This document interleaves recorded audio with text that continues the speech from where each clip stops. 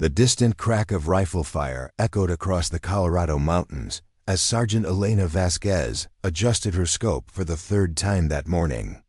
200 meters away, her target remained untouched while the male recruits around her celebrated their mediocre groupings with backslaps and crude jokes. She squeezed the trigger with the same precise control she'd perfected over countless hours of solitary practice, watching through her optics as the bullet found its mark dead center. Before we jump back in, tell us where you're tuning in from. And if this story touches you, make sure you're subscribed, because tomorrow, I've saved something extra special for you. Lucky shot, Vasquez, called out Corporal Jake Morrison, spitting tobacco juice into the dust beside the firing line. Even a broken clock is right twice a day. Elena said nothing, simply chambered another round and fired again. Another perfect hit, then another. The silence from her fellow soldiers grew heavier with each successive bullseye, their casual dismissal curdling into uncomfortable resentment. She'd outshot every man in Delta Company for 6 months straight, but somehow her scores were always attributed to luck-favorable wind conditions or equipment calibration errors. Staff Sergeant Rick Donovan approached her position, his weathered face set in the perpetual scowl he reserved civically for her. At 42, Donovan had spent 2 decades in the Army, climbing through the ranks with steady competence and an unwavering belief that certain roles belong to certain types of people. Elena Vasquez, with her slight frame and quiet demeanor, did not fit his mental image of what a sniper should be. "Pack it up, Vasquez," he barked, his voice carrying across the range. "You're on KP duty for the rest of the week. Let the real shooters finish their training." "Kitchen patrol." Again. Elena bit back the response that burned in her throat and began disassembling, her rifle with mechanical precision. Around her, the other soldiers exchanged glances that mixed pity with relief. Better her than them, their expressions seemed to say. Better the outsider take the punishment than question why the best marksman in the company was being relegated to peeling potatoes and scrubbing pots. The mountain air carried the scent of pine and gunpowder as Elena walked toward the mess hall, her rifle case slung over her shoulder like a coffin for her ambitions.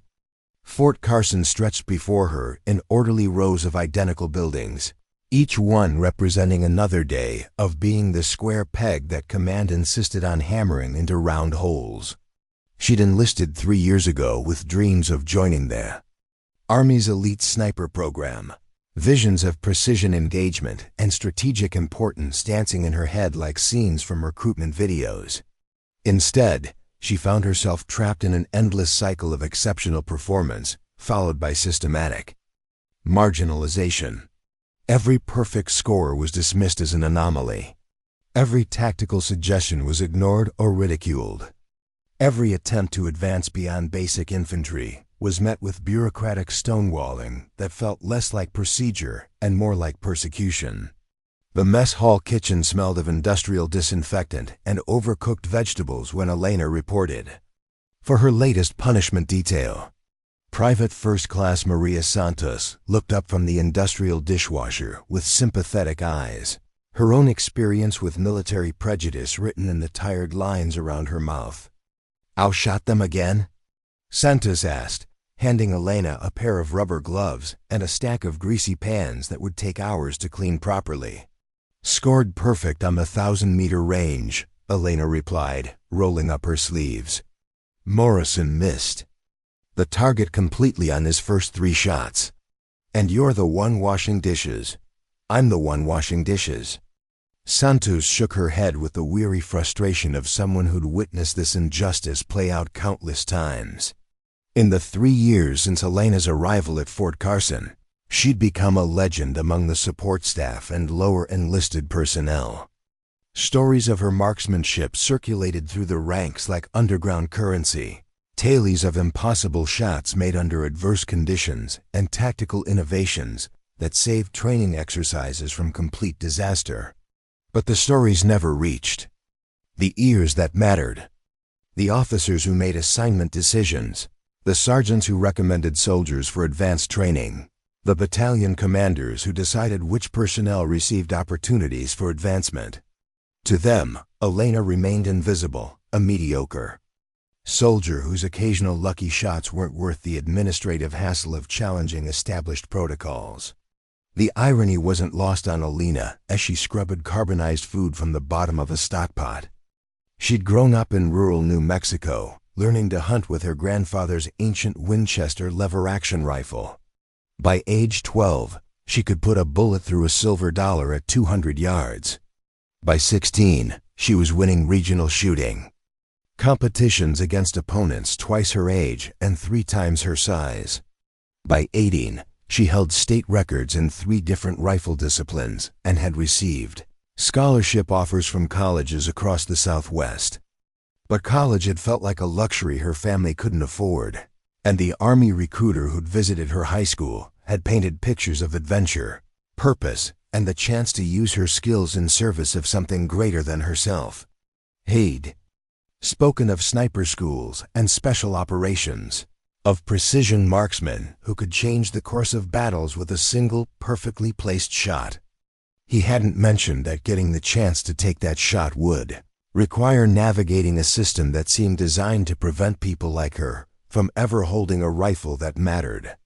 Elena finished the last pot as the afternoon sun slanted through the kitchen windows, casting long shadows across the industrial-grade tile floor.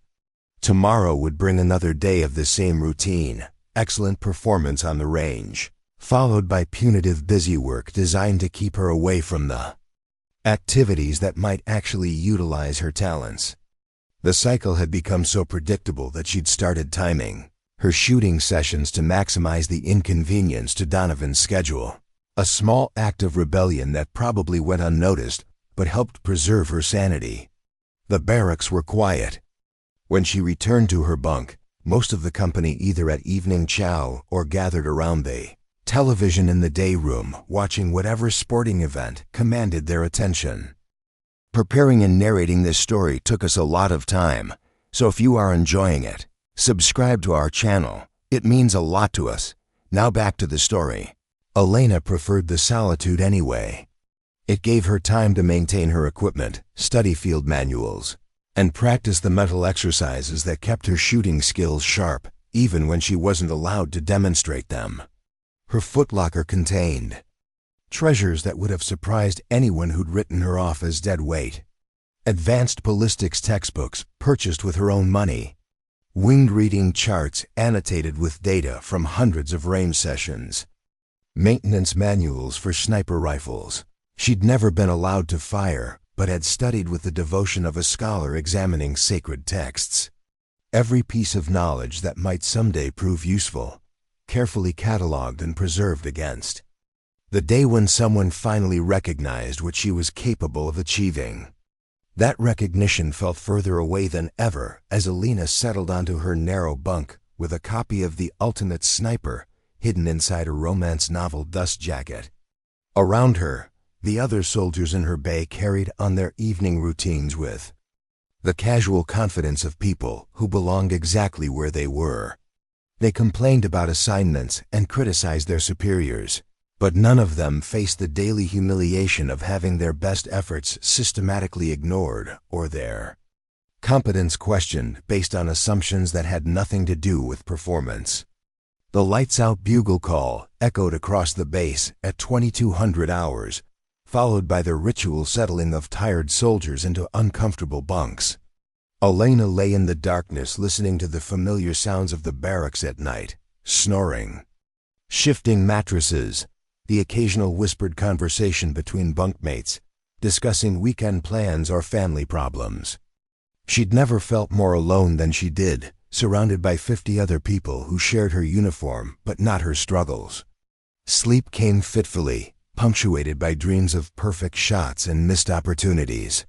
In her unconscious mind, she was always behind the scope of a rifle that mattered, watching through high-powered optics as distant targets fell to bullets guided by skill and determination. She never missed in her dreams. Her shots were always perfect, always necessary, always acknowledged by grateful superiors who finally understood what they'd been overlooking. But morning always came too soon, bringing with it another day of proving herself to people who'd already decided she wasn't worth their attention. The alarm clock's harsh buzzer cut through Elena's fragmented sleep at 0500 hours. The same merciless wake-up call that had started every day for the past 3 years. She rolled out of her bunk with practiced efficiency, muscles, protesting the transition from sleep to movement. Around her, the other soldiers began their own morning routines with varying degrees of enthusiasm and consciousness. Physical training began at 0530 with a 5-mile run through the Colorado foothills. Elena maintained her position in the middle of the formation, deliberately avoiding the competitive surge that would put her at the front of the pack. Early in her military career, she'd made the mistake of demonstrating her full capabilities. During PT, consistently finishing ahead of soldiers who outweighed her by 50 pounds and had been training twice as long. The attention had been entirely negative, earning her accusations of showboating and suspicions that she was somehow cheating or taking performance-enhancing substances. Now she ran at exactly the pace needed to pass the fitness standards without drawing attention to herself. Another small compromise in a career built on strategic invisibility. Better to be overlooked than to be actively targeted, she'd learned through bitter experience. The morning shooting session took place at Range 7, a facility designed for precision rifle training that Elena knew better than any other soldier in the company.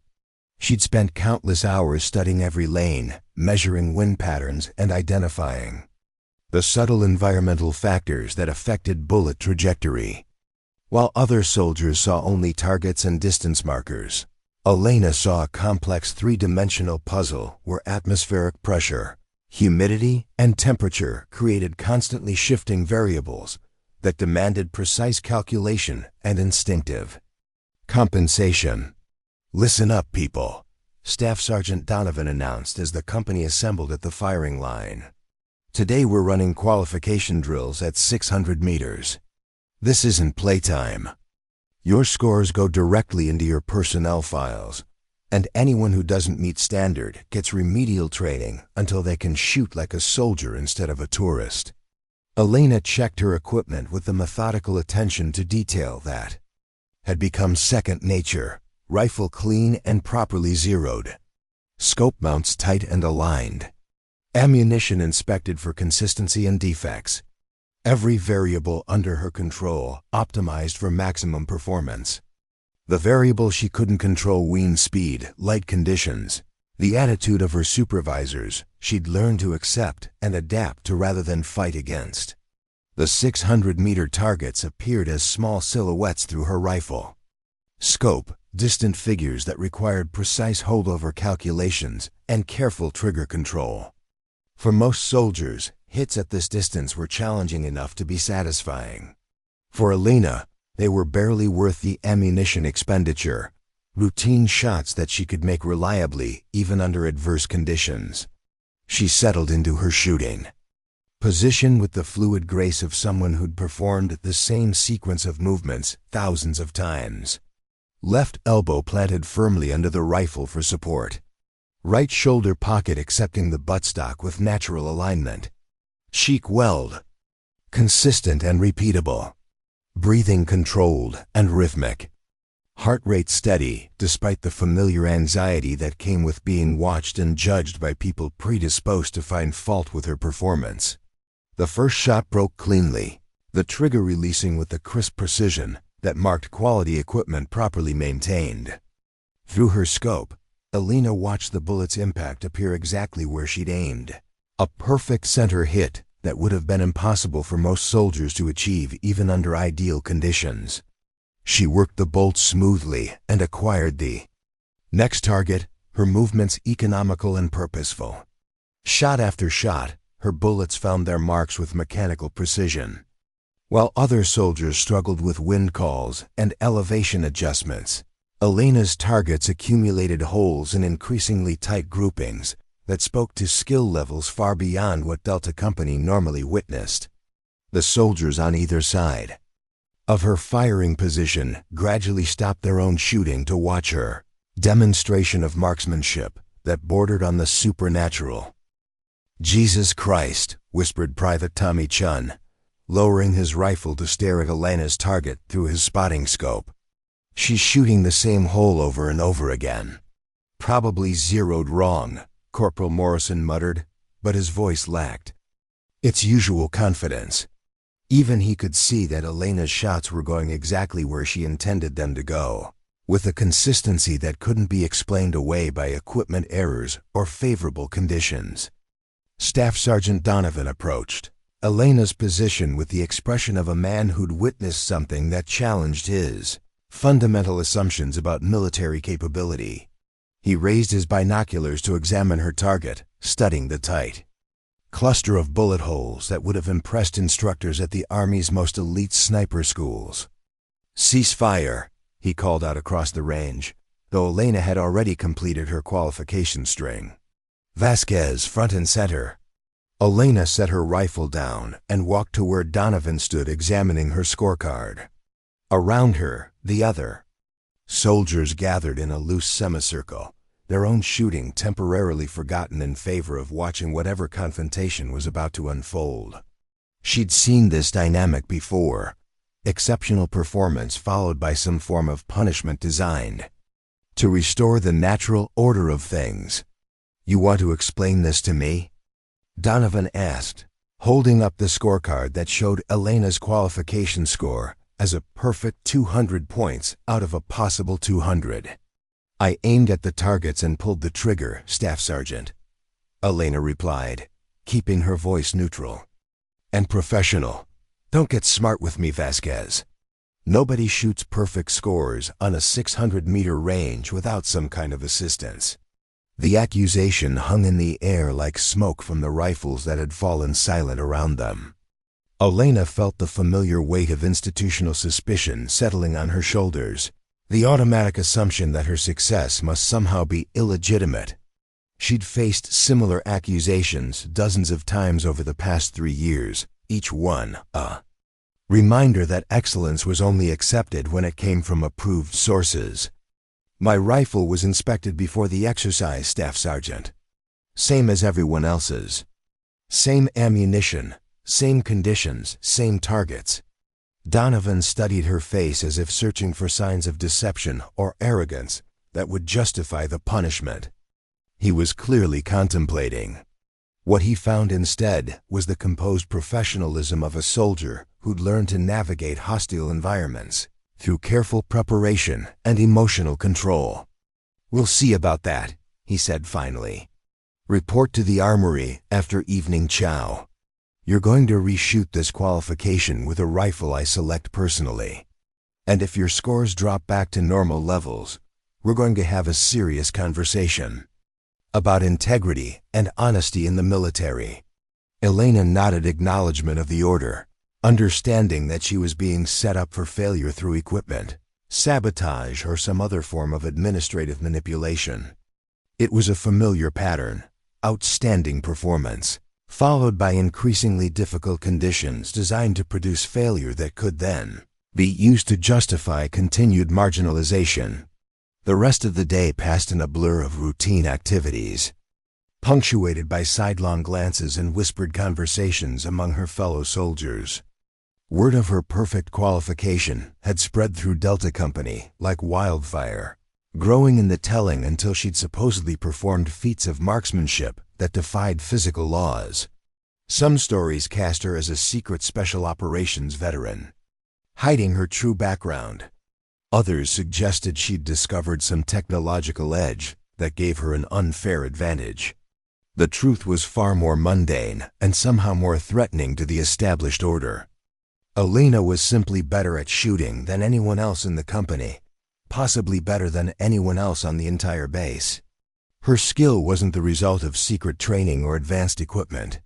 It was the product of natural talent refined through obsessive practice and study, qualities that should have been celebrated and utilized rather than suppressed and punished. Evening chow passed without Elena tasting her food, Her mind focused on the upcoming reshoot that would determine whether her demonstration of excellence would be acknowledged or dismissed as an anomaly. She'd prepared for this possibility, maintaining backup equipment and alternative techniques that would allow her to perform, regardless of whatever obstacles Donovan might place in her path. The armory smelled of gun oil and metal polish when Elena reported for her mandatory reshoot. Staff Sergeant Donovan was waiting with a rifle she'd never seen before, an older model with worn stocks and iron sights that looked like they'd survived multiple deployments in harsh environments. Beside him stood Captain Janet Reynolds, the company commander whose presence indicated that this informal qualification had attracted official attention. "Evening, Vasquez," Captain Reynolds said, her tone neutral but watchful. "Staff Sergeant Donovan tells me you had an exceptional day on the range. Thought I'd observe your reshoot personally." Elena recognized the dynamic immediately. Reynolds was there to witness her failure, to confirm that the morning's performance had been an aberration that didn't require further investigation or action. The worn rifle and iron sights were designed to handicap her shooting enough to produce scores that could be dismissed as ordinary. "Yes, ma'am," Elena replied, accepting the unfamiliar rifle and beginning her equipment inspection.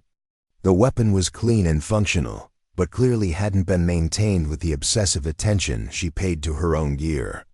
The trigger felt different, heavier, and less precise than what she was accustomed to. The iron sights were properly aligned but lacked the magnification and precision adjustments that made long-range shooting significantly easier. "Same course of fire as this morning," Donovan announced with barely concealed satisfaction. 600 meters, 10 rounds for record. Let's see if lightning strikes twice." Elena settled into her shooting position with the unfamiliar rifle, running through her mental checklist of variables and adjustments. The iron sights required different aiming points and holdover calculations. The trigger's heavier pull demanded modified timing and finger placement. The rifle's balance and recoil characteristics were subtly different from her personal weapon, requiring real-time adaptation of her shooting technique. But these were exactly the kinds of challenges she'd been preparing for during those early morning training sessions that everyone dismissed as obsessive behavior. She'd practiced with dozens of different rifles and sight systems, specifically to develop the adaptability that would allow her to perform regardless of equipment limitations. The first shot surprised even Elena with its precision, the bullet striking within inches of her intended point of aim, despite the handicaps imposed by unfamiliar equipment. She adjusted her sight picture slightly to compensate for the rifle's particular characteristics and fired again. Another solid hit, followed by another and another. Captain Reynolds lowered her binoculars with an expression that mixed surprise with something that might have been respect. Staff Sergeant Donovan stared at Elena's target through his spotting scope, watching holes appear in patterns that shouldn't have been possible with iron sights and an unfamiliar rifle. When the shooting ended, Elena's second qualification score stood at 197 points out of 200, a result that would have been impressive under ideal conditions and bordered on miraculous given the equipment she'd been forced to use. The 3 points she'd lost to less than perfect hits were more than compensated by the demonstration that her morning performance hadn't been a fluke or the result of favorable circumstances. "Well," Captain Reynolds said slowly, studying the scorecard that documented Elena's consistency across 2 different rifles and shooting conditions. "That's certainly interesting." Staff Sergeant Donovan remained silent, his face cycling through emotions that ranged from disbelief to anger, to something that might have been grudging acknowledgement. He'd set up the reshoot specifically to prove that Elena's abilities were overrated, and instead he'd witnessed a demonstration of marksmanship that exceeded anything he'd seen in 20 years of military service. Elena field-stripped the borrowed rifle with the same careful attention she paid to all equipment, cleaning and inspecting each component before reassembly. Around her, the armory felt charged with tension as the 3 soldiers processed the implications of what they'd just witnessed. "Vasquez," Captain Reynolds said finally, "report to my office tomorrow at 0800 hours. We need to discuss your future assignments." Elena felt a flutter of hope mixed with hard-learned caution. In her experience, discussions about future assignments usually led to more creative forms of marginalization rather than genuine opportunities. But Captain Reynolds's tone suggested something different this time, a recognition that exceptional performance demanded exceptional consideration. "Yes, ma'am," Elena replied, shouldering her rifle case and heading toward the door. Behind her, she could hear the beginning of a whispered conversation between Reynolds and Donovan. Words too quiet to make out, but intense enough to suggest that her demonstration had consequences beyond a simple notation in her personnel file. The walk back to the barracks took Elena past the main administration building where lights burned late in windows, belonging to officers who made decisions about personnel assignments and career advancement. For the first time in 3 years, she allowed herself to imagine that one of those conversations might be about her, that someone in a position of authority might finally be ready to match her capabilities with appropriate responsibilities. But experience had taught her to temper hope with realism. Tomorrow's meeting with Captain Reynolds could just as easily result in transfer to another unit where her skills would be equally unwelcome, or assignment to duties that kept her even further from the rifles and opportunities she craved. Elena fell asleep that night clutching the scorecard from her reshoot, physical proof that excellence could be documented and witnessed even when it challenged the assumptions of people who preferred comfortable mediocrity to disruptive competence. Whatever tomorrow brought, she'd proven to herself and to witnesses that her abilities were real, consistent, and undeniable. The question was whether the Army would finally find a way to use what she had to offer, or continue wasting a resource. That could someday mean the difference between mission success and catastrophic failure. Captain Reynolds's office felt smaller than Elena had expected, cramped with filing cabinets and military manuals that spoke to a career spent managing details rather than leading from the front. The morning sun slanted through Venetian blinds, casting alternating patterns of light and shadow across the worn carpet where Elena stood at attention, waiting for whatever verdict the previous evening's demonstration had produced. "At ease, Vasquez," Reynolds said without looking up from the thick personnel file spread across her desk. "Have a seat. We've got some things to discuss." Elena settled into the offered chair, her posture remaining formally correct despite the casual invitation to relax. 3 years of military service had taught her that informal settings often preceded the most consequential conversations, and she'd learned to maintain her guard regardless of surface appearances. "I've been reviewing your record," Reynolds continued, finally raising her eyes to meet Elena's gaze. "It makes for interesting reading. Consistently high scores in marksmanship training, exceptional performance in field exercises, recommendations from multiple instructors for advanced training opportunities. Yet somehow you've spent 3 years in a standard infantry assignment, with no advancement beyond your current rank." Elena remained silent, recognizing the rhetorical nature of the observations. Captain Reynolds was clearly building towards something, and interrupting the process would only complicate whatever was coming next. "What's particularly interesting," Reynolds went on, pulling out a specific document from the file, "is this report from Staff Sergeant Donovan dated 6 months ago. According to this, your shooting skills are adequate for basic infantry requirements, but show no particular aptitude for precision marksmanship. Would you care to comment on that assessment?" The question hung in the air like a challenge, inviting Elena to criticize her immediate superior in front of his commanding officer. It was exactly the kind of trap that had ended careers for soldiers who allowed frustration to override professional discretion. "Staff Sergeant Donovan is entitled to his professional opinion, ma'am," Elena replied carefully. "My responsibility is to perform to the best of my ability regardless of how that performance is evaluated." Reynolds smiled for the first time.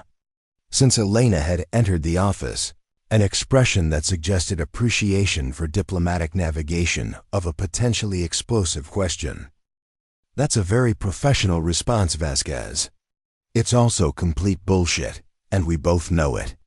The captain's tone remained conversational despite the directness of her language.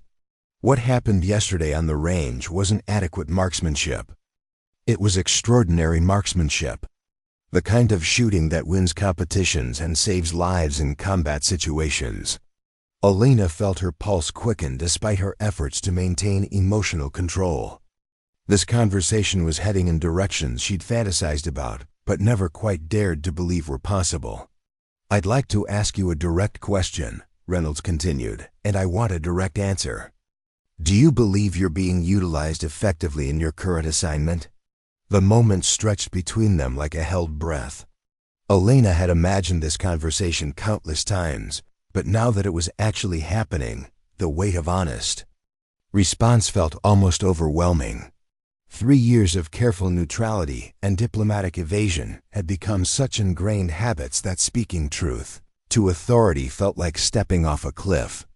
"No, ma'am," she said finally. "I don't believe I'm being utilized effectively. What would effective utilization look like?" Elena's mind raced through the possibilities she'd contemplated during those lonely hours of equipment maintenance and theoretical study, sniper school, precision marksman training, assignment to units that valued accuracy over conformity, opportunities to develop skills that were currently being wasted on kitchen patrol and busy work. "I believe I could contribute more effectively as a designated marksman or precision shooter, ma'am. My skills and interests align with roles that require advanced marksmanship capabilities." Reynolds nodded slowly, as if Elena's response confirmed conclusions she'd already reached through her own analysis of the situation. "That's what I thought you'd say. It's also what several people have suggested over the past 3 years, recommendations that somehow never made it past the company level." The captain's expression hardened slightly. "I've done some checking, Vasquez. Your situation isn't unique. There's been a pattern of qualified personnel being overlooked for advancement opportunities, particularly personnel who don't fit certain unofficial profiles." Elena felt a mixture of validation and anger at the confirmation that her struggles hadn't been imaginary or the result of personal failings. The system had been working against her, just as she'd suspected, but never quite been able to prove. "However," Reynolds continued, "that pattern is about to change. I've been in contact with Major Patricia Coleman at the Marksmanship Training Unit. They're always looking for soldiers with exceptional shooting abilities, and your demonstration yesterday caught their attention through channels I won't discuss in detail." The Marksmanship Training Unit. Elena had read about the MTU in military publications, descriptions of an elite organization responsible for training the Army's best shooters and developing advanced techniques for precision engagement.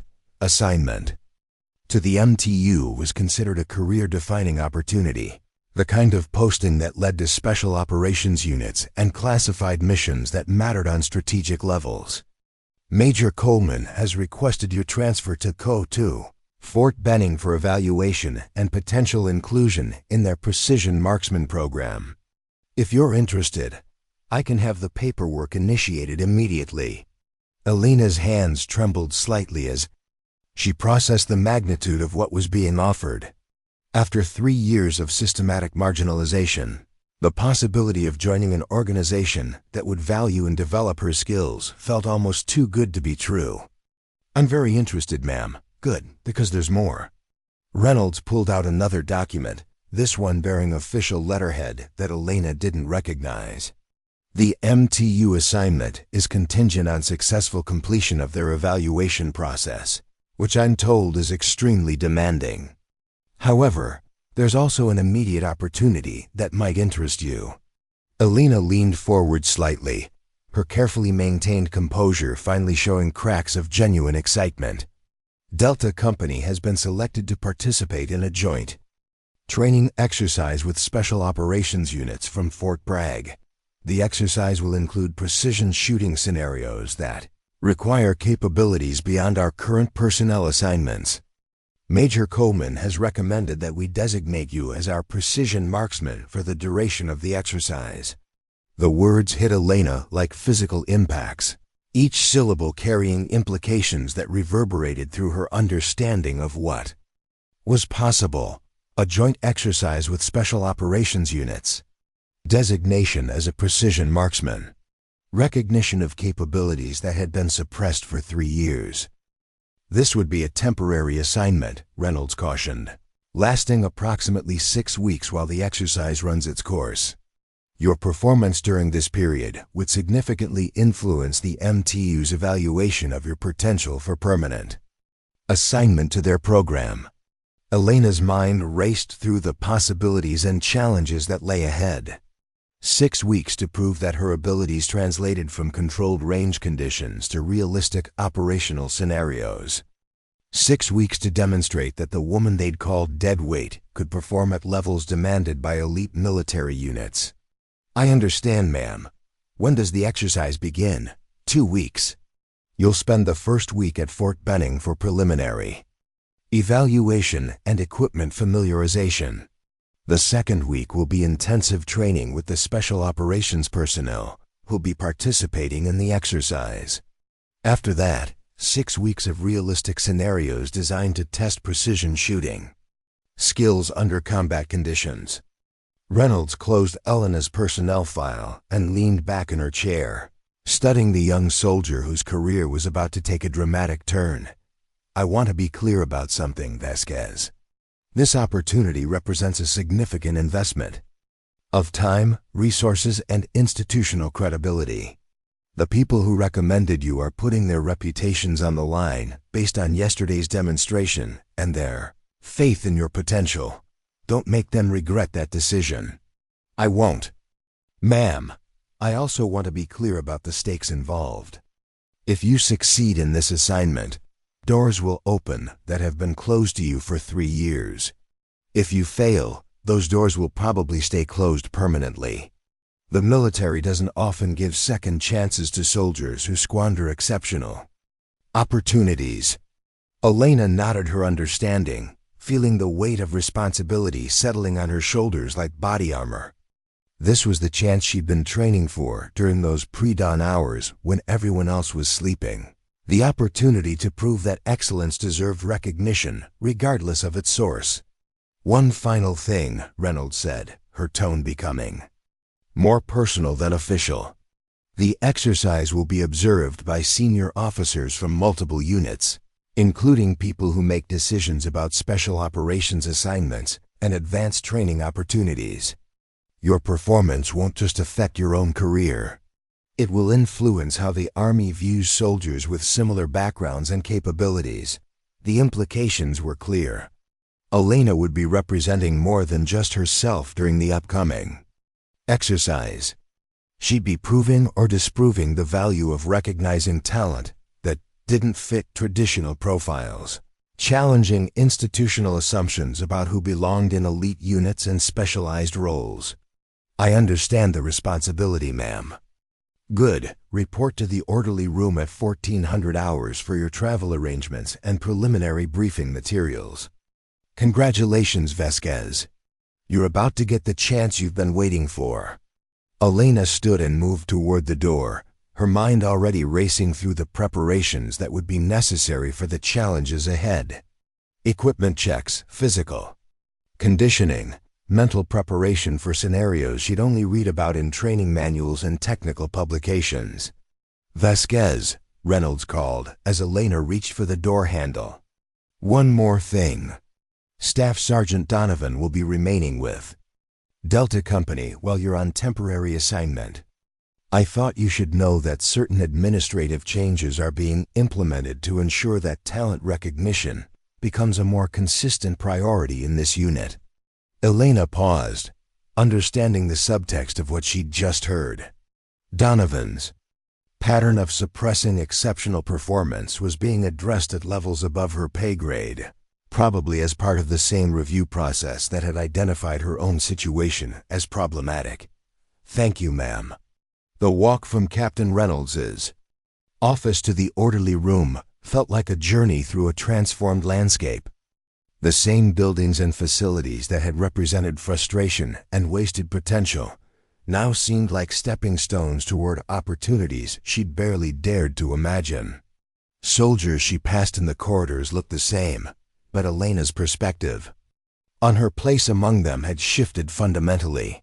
For the first time in 3 years, she was moving toward something instead of just enduring another day of institutional indifference.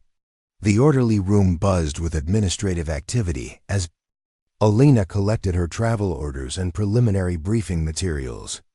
The documents were stamped with classifications and unit designations that spoke to levels of military organization far above anything she'd previously encountered.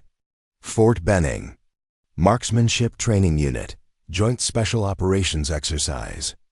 Each phrase represented a step closer to the roles and responsibilities she'd trained for in secret, studied for in isolation, and dreamed about during the darkest periods of her marginalization. That evening, Elena spread the briefing materials across her bunk and began the detailed study that would prepare her for the evaluation process ahead. Technical specifications for advanced rifle systems she'd only read about in military publications. Ballistic tables for ammunition types that weren't available to standard infantry units. Tactical scenarios that required precision engagement at distances most soldiers would consider impossible.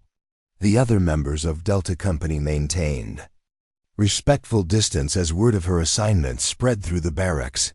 Some showed genuine excitement for her opportunity, understanding that her success might open similar doors for other overlooked personnel. Others displayed the resentment that always accompanied recognition of merit they couldn't match or understand.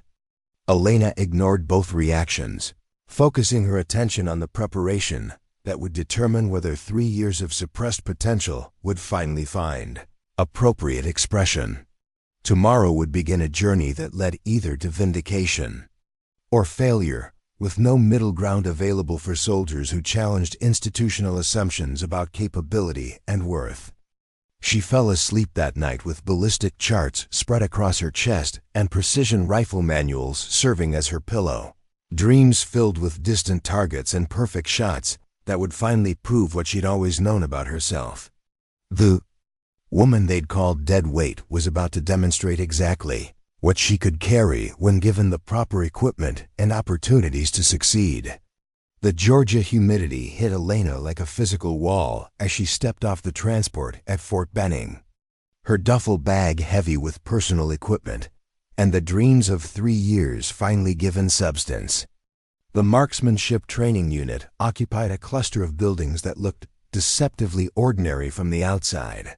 Unmarked facilities that could have housed any administrative function, if not for the distant crack of precision rifle fire echoing from ranges hidden behind tree lines and security fences.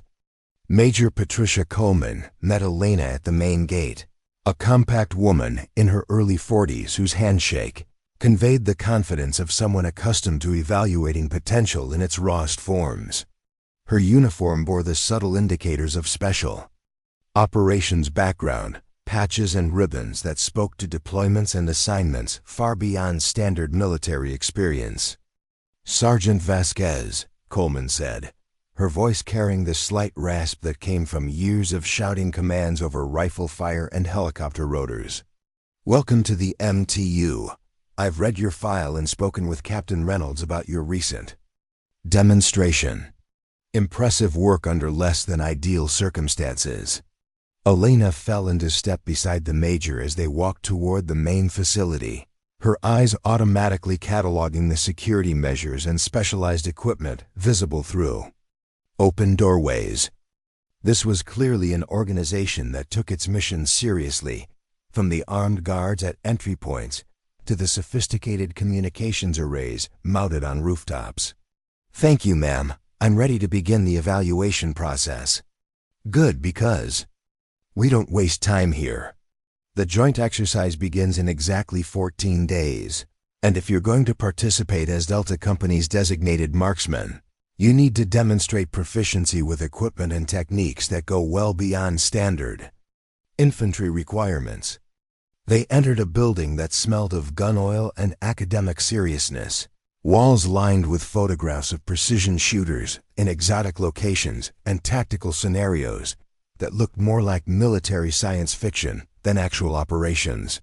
Elena recognized some of the equipment in the images from her theoretical studies, prototype weapon systems and advanced optics that represented the cutting edge of military marksmanship technology.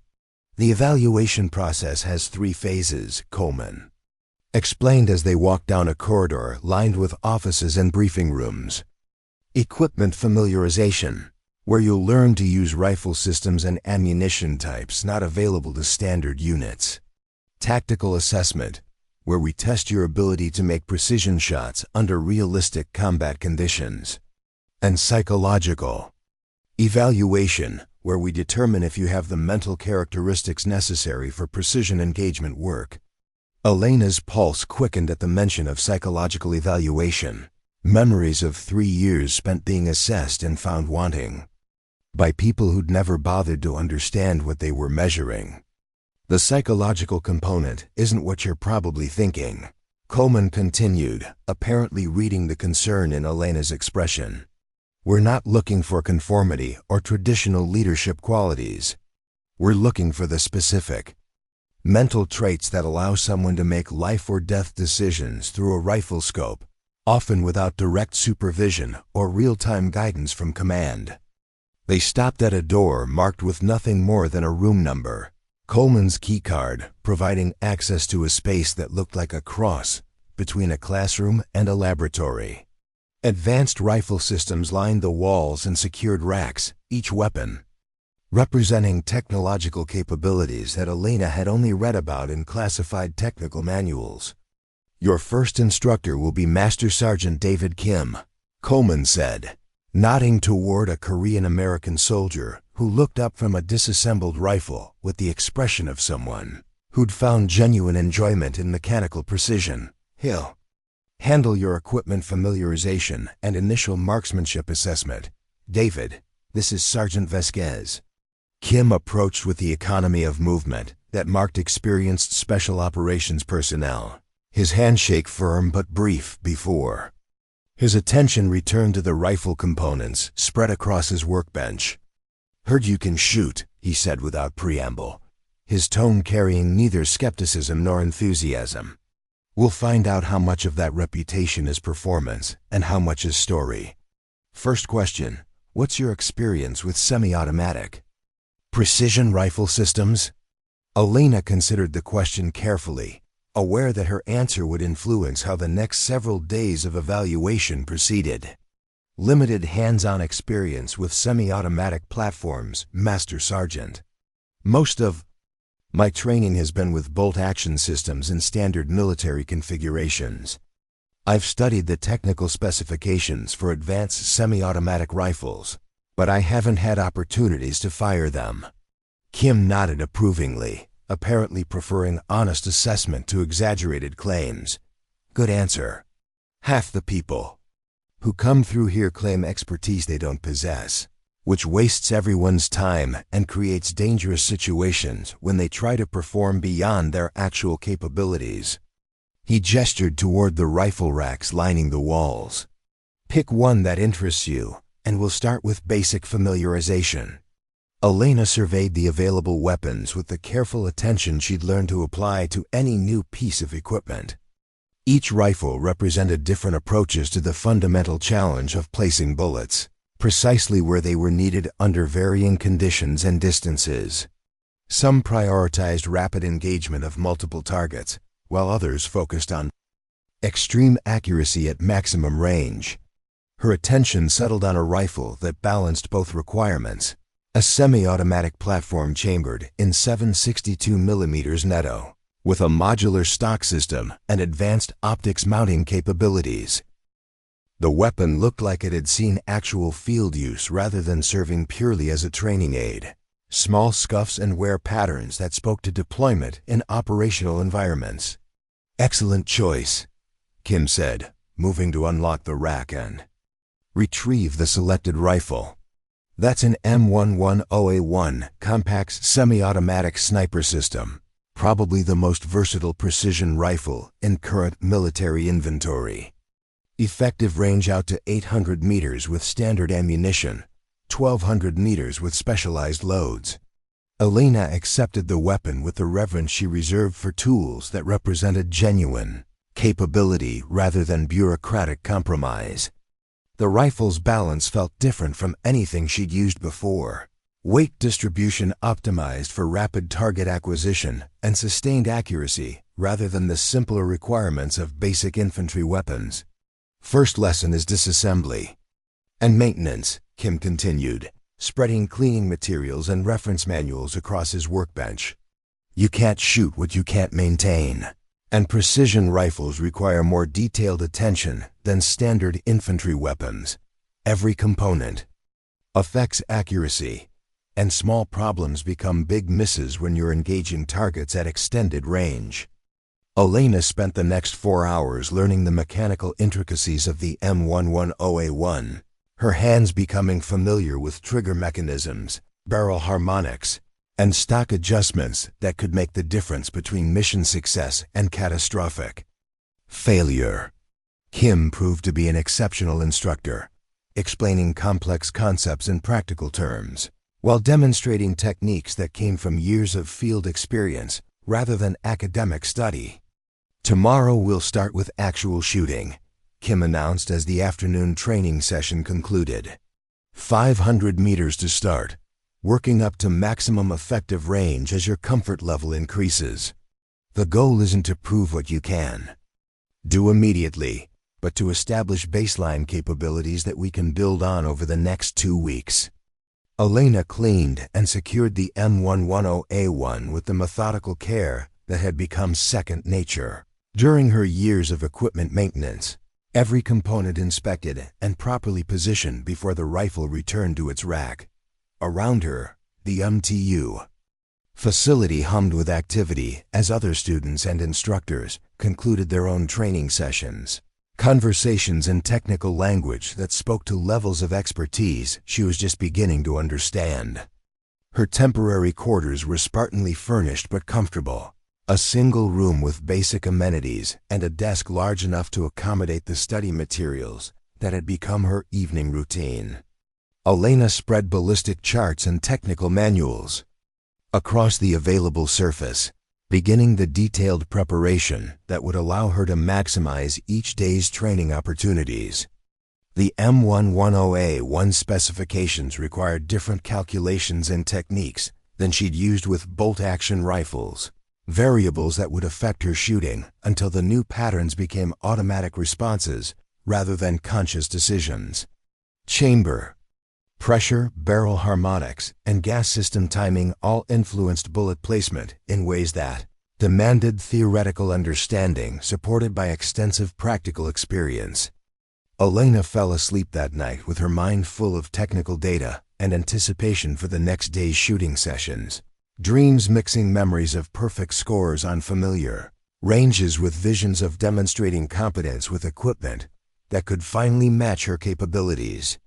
The alarm clock's harsh buzz cut through her sleep at 0500 hours, the same relentless wake-up call that had started every day for 3 years, but now carried the promise of opportunity rather than routine. Frustration, Elena dressed quickly and headed for the mess hall, where she'd been told to expect her first exposure to the social dynamics that governed life among precision marksmen.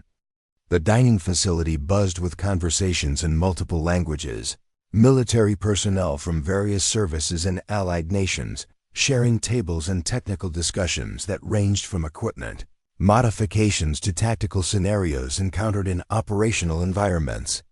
Elena collected her breakfast and found an empty table, content to observe and listen rather than attempt to join conversations that required shared experiences she didn't yet possess.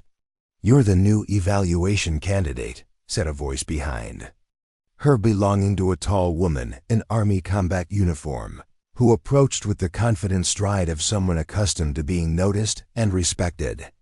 Staff Sergeant Lisa Park, Graduated from this program 18 months ago. Mind if I sit?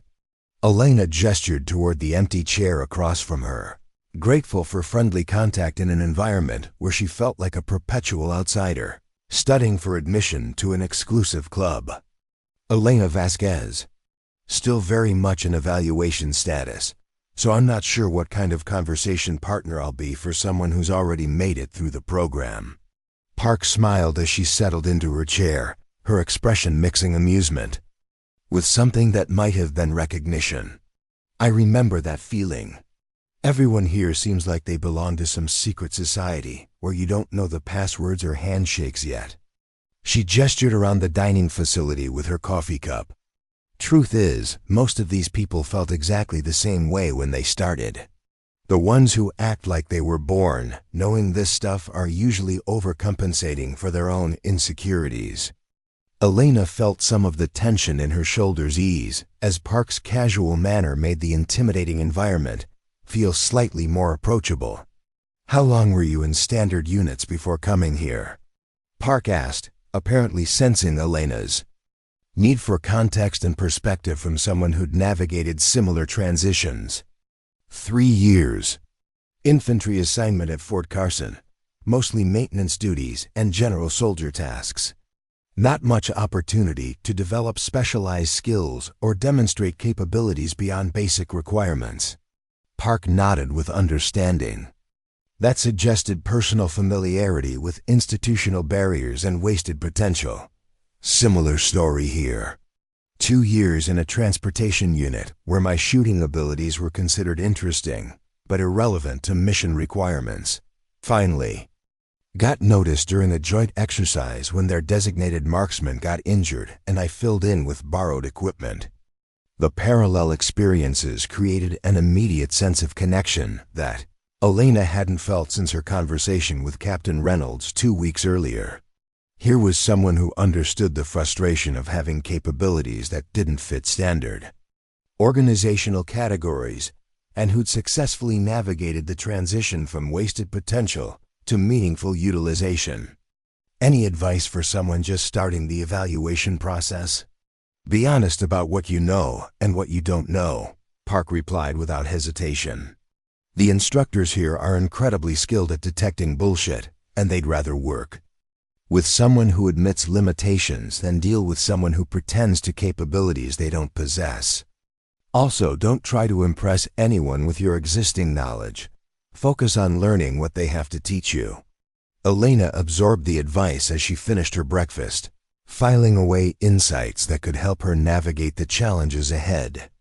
Around them, the dining facility continued to buzz with technical conversations and professional camaraderie that represented the social side of precision marksmanship culture. One more thing, Park added as they prepared to leave for their respective training sessions. The joint exercise you're preparing for, it's a big deal. Lots of senior officers will be observing, and performance there influences assignments. For the next 2 years, don't let the pressure get to you, but understand that this is a career-defining opportunity. Elena walked toward the range facility with Park's words echoing in her mind, the weight of expectation settling on her shoulders like the familiar burden of proving herself to skeptical audiences. But this time felt different. Instead of fighting institutional prejudice and systematic marginalization, she was preparing to demonstrate capabilities to people who actually understood what they were observing. Master Sergeant Kim was waiting at the 500-meter range with the M110A1 and several boxes of match-grade ammunition, his expression focused but encouraging as Elena approached the firing line. "Today we establish your baseline capabilities with this rifle system," he announced, setting up a spotting scope and range cards that would document her performance. 10 rounds for record at 500 meters. Then we'll move to 600 and 700 if your initial scores warrant. The progression. Elena settled into her shooting position with the familiar ritual of equipment checks and environmental assessment, her hands learning the subtle differences between the M110A1 and the rifles she'd trained with for 3 years, the semi-automatic Mechanism required different timing and follow-through techniques, variables that would affect her accuracy until new muscle memory replaced old patterns. The first shot surprised her with its precision, the bullet impacting exactly where she'd aimed, despite her unfamiliarity with the rifle's particular characteristics. She worked the trigger again, feeling the smooth cycling of the gas system as the weapon prepared for the next engagement. Shot after shot, her bullets found their intended targets with accuracy that exceeded her own expectations and clearly impressed the instructor who'd probably witnessed thousands of similar demonstrations. "Outstanding," Kim said after reviewing the target through his spotting scope. 9 rounds in the X-ring, 1 round in the 9 ring. That's advanced marksman performance with an unfamiliar rifle system. Let's see how you do at 600 meters. The longer distance required more precise calculations and environmental adjustments, variables that tested Elena's theoretical knowledge as much as her mechanical shooting skills. Wind speed and direction became more critical factors, atmospheric pressure and humidity affecting bullet trajectory in ways that demanded real-time compensation rather than predetermined corrections. Elena studied the range conditions through her rifle scope, noting wind indicators and calculating the holdover adjustments necessary for accurate engagement at the extended distance. The target appeared smaller through her optics, requiring more precise sight alignment and trigger control than she'd needed at closer ranges. Her first shot at 600 meters struck slightly low and left of center, a result that provided valuable information about the rifle's ballistic characteristics and the environmental conditions affecting bullet flight. She adjusted her sight, picture, and fired again, watching through her scope as the bullet impact appeared closer to her intended point of aim.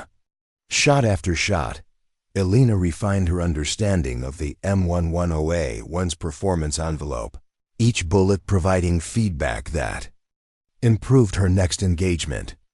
By the end of the string, her shots were grouping consistently in the center of the target, demonstrating rapid adaptation to the extended range requirements.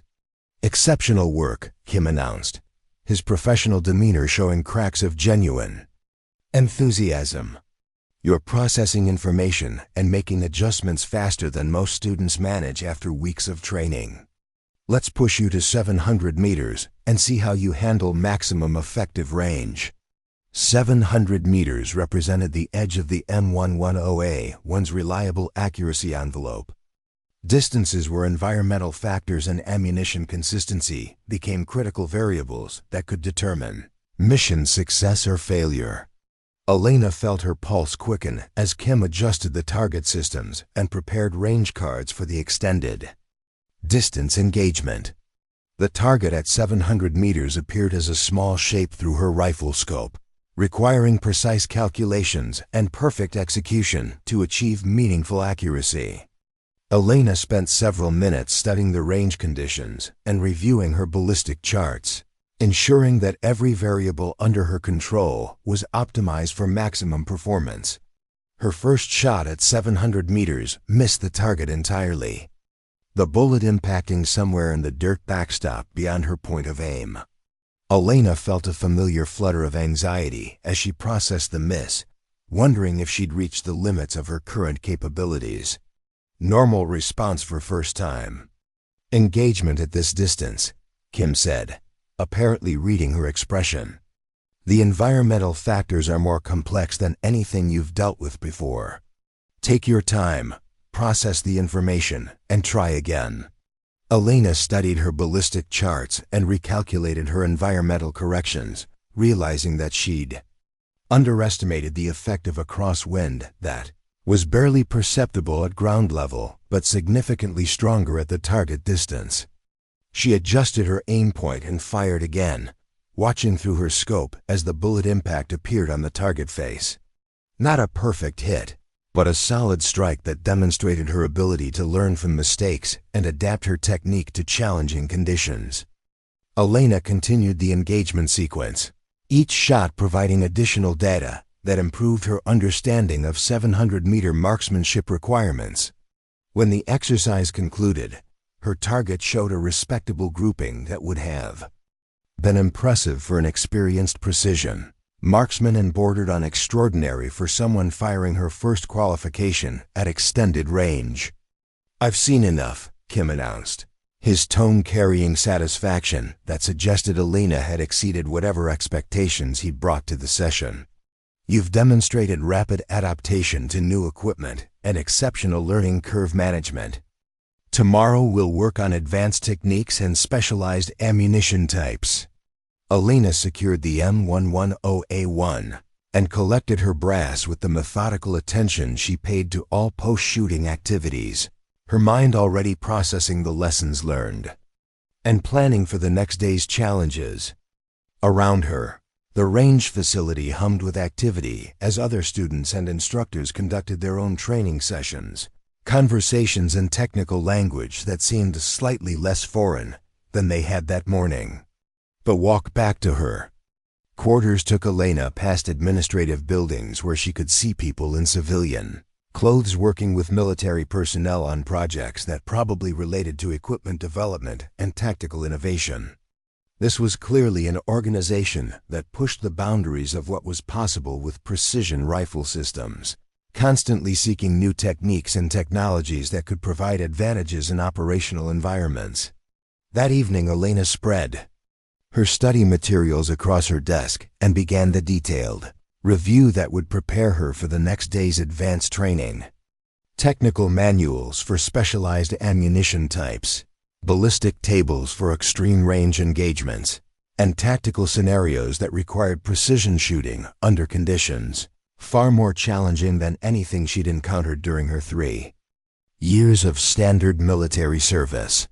The psychological evaluation scheduled for later in the week remained a source of concern, despite Major Coleman's reassurances about its purpose and methodology. Elena had been evaluated and found wanting too many times to approach any assessment with complete confidence, regardless of how well her practical demonstrations had proceeded. But the day's shooting had provided concrete evidence that her capabilities translated effectively to advanced equipment and extended ranges, validation that 3 years of theoretical study and secret practice had prepared her for challenges she'd only imagined. Tomorrow would bring new tests and higher standards, but tonight she could fall asleep with the satisfaction of having proven herself worthy of the opportunities finally being offered.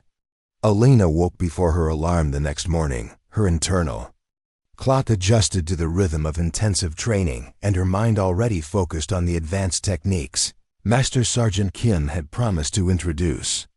The mess hall conversation buzzed with familiar technical discussions as she collected breakfast and found a table near the window, content to observe the social dynamics while mentally preparing for whatever challenges the day would bring. "Mind some company?" asked a voice she recognized, belonging to Staff Sergeant Park, who approached with her breakfast tray and the easy confidence of someone who'd found her place in the precision marksmanship community.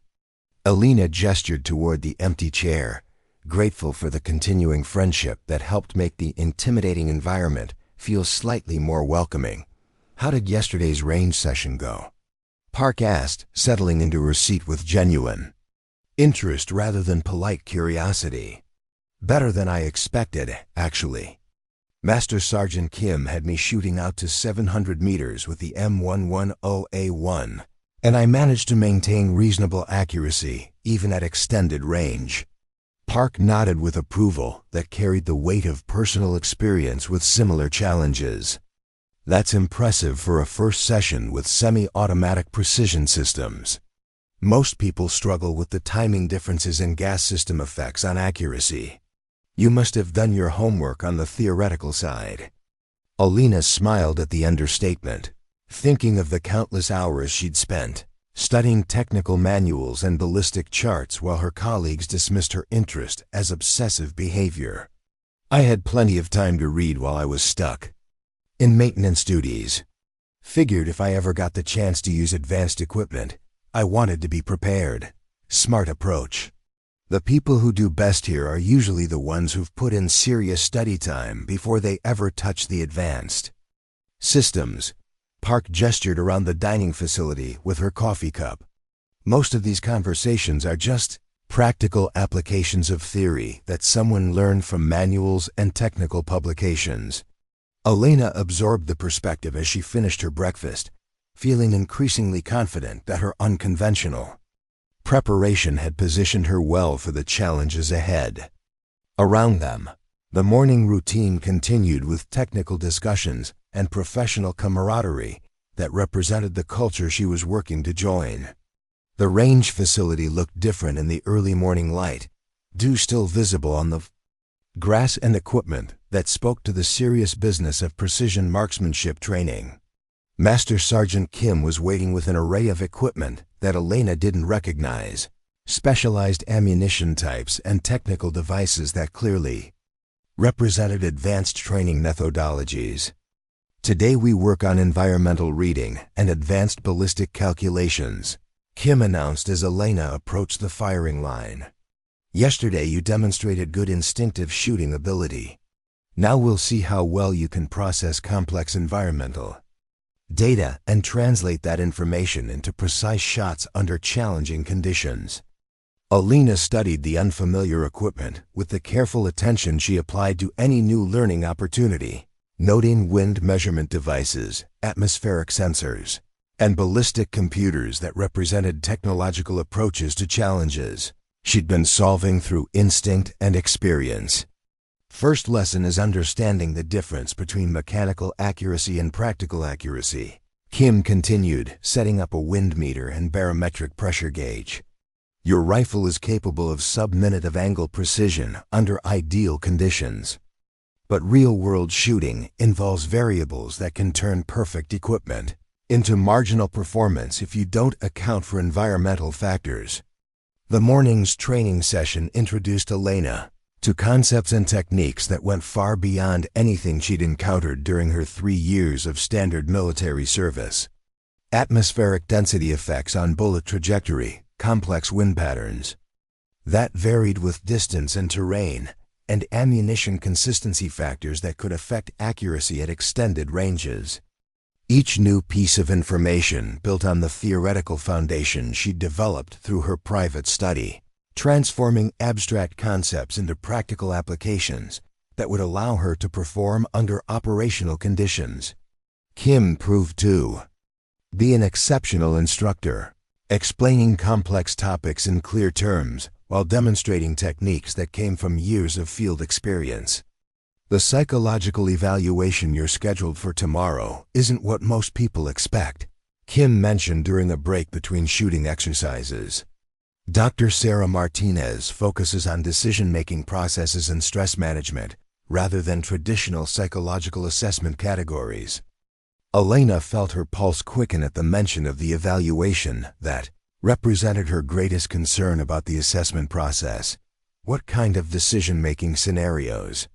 Ethical dilemmas involving target identification and engagement authorization. Stress tolerance assessments that simulate combat conditions.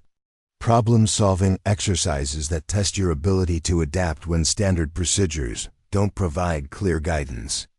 The description matched Elena's worst fears about psychological evaluation, scenarios where her unconventional background and history of challenging authority might be viewed as disqualifying characteristics rather than evidence of independent thinking and principled behavior.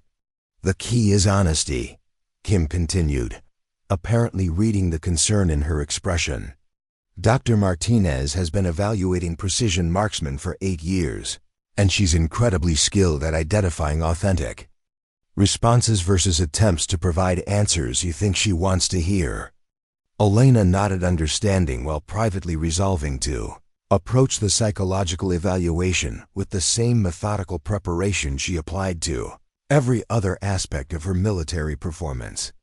Whatever scenarios Dr. Martinez presented, Elena would respond with the same careful analysis and principled decision-making that had guided her through 3 years of institutional challenges. The afternoon's training session focused on practical applications of the environmental reading techniques Kim had introduced that morning. shooting exercises that required Elena to process complex data and translate that information into accurate engagements at varying distances and conditions. Each shot provided feedback about her developing ability to integrate technological assistance with instinctive marksmanship skills, a combination that would be essential for success in operational environments where split-second decisions could determine mission outcomes. By the end of the day, Elena had demonstrated consistent accuracy at ranges extending to 800 meters, performance levels that exceeded the minimum standards for precision marksman designation and suggested potential for even more advanced assignments. Tomorrow's psychological evaluation will determine whether your technical capabilities are matched by the mental characteristics necessary for precision engagement work, Kim announced as they secured equipment and prepared to leave the range. Based on what I've observed over the past 2 days, I'm confident you'll demonstrate the decision-making abilities and stress tolerance that Dr. Martinez looks for in successful candidates. Elena walked back to her quarters with Kim's encouragement echoing in her mind. The weight of tomorrow's evaluation balanced against the confidence that came from 2 days of successful technical demonstrations. Whatever challenges Dr. Martinez presented, Elena would face them with the same determination and principled approach that had sustained her through 3 years of systematic marginalization. The study materials spread across her desk that evening included psychological assessment preparation guides and ethical decision-making frameworks, technical publications that approached human performance evaluation with the same systematic methodology that governed ballistic calculations and equipment maintenance. Elena fell asleep that night with her mind focused on the approaching evaluation that would determine whether her technical capabilities would translate into operational opportunities, dreams mixing memories of perfect shots with visions of proving that her unconventional journey had prepared her for challenges that couldn't be measured through traditional assessment categories. The psychological evaluation facility occupied a building that looked more like an academic research center than a military training facility. Clean lines and modern equipment that spoke to scientific approaches to human performance assessment.